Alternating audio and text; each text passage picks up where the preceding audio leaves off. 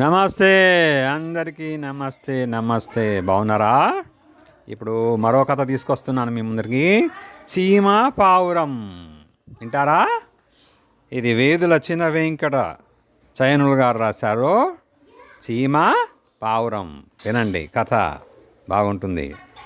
అనగనగనగా మా లోకంలో ఒక శిశింద్రి లాంటి కండ చీమ ఉండేది.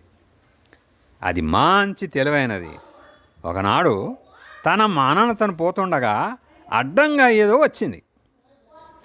అడ్డంగా అదేమిటి అని విసుక్కుంటూ అది జరిగిపోవాలని ఒక చిన్న చురకల కుట్టింది.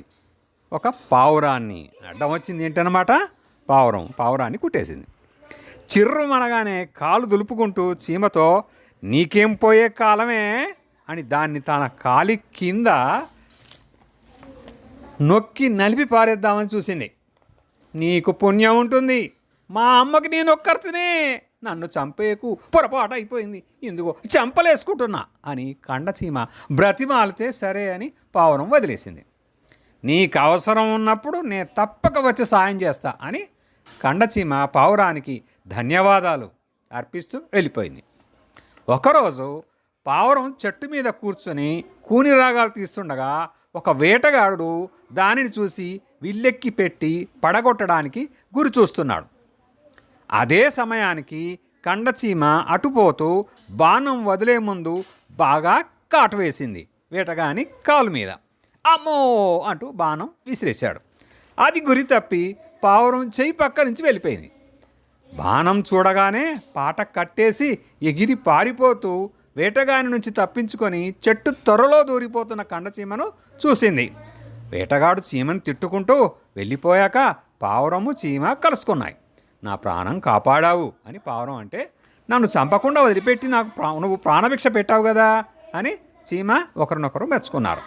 అదయ్యాక మనం నేస్తాలం ఫ్రెండ్స్ అని మాట ఇచ్చుకున్నారు. మరొక రోజు పావురం చెట్టు కొమ్మన కూర్చుండగా కింద చెరువు నీటిలో కండచీమ కొట్టుకుంటుంది. అందులో పడి కొట్టుకుంటుంది. ఒటు చీర లేనని నిక్షయించుకొని చెట్టు కొమ్మన ఉన్న పావురాన్ని చూసి సంతోషించి నేస్తమా, కొమ్మ విసిరేయమంటే అది పట్టుకొని ఈ ప్రమాదం నుంచి నేను బయటపడతాను అని చీమ గొంతెత్తి అడిగింది.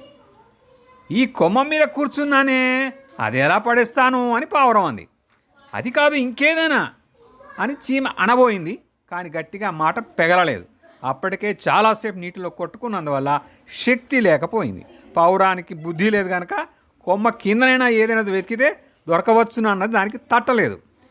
పనికిరాని వాళ్ళతో నేస్తమేమిటి అని ఏడుస్తూ కండచీమ నీట మునిగి చనిపోయింది. దీని నీతి ఏంటంటే, మట్టి బుర్రలతో స్నేహం ఎందుకు పనికిరాదు, అలాంటి మట్టి బుర్రలతో స్నేహం చెయ్యొద్దు. నచ్చిందా కథ? బాగుంది కదా? Thank you.